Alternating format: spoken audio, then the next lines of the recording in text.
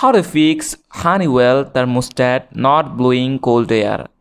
Ensure the thermostat is set to cool mode with a temperature below the room reading.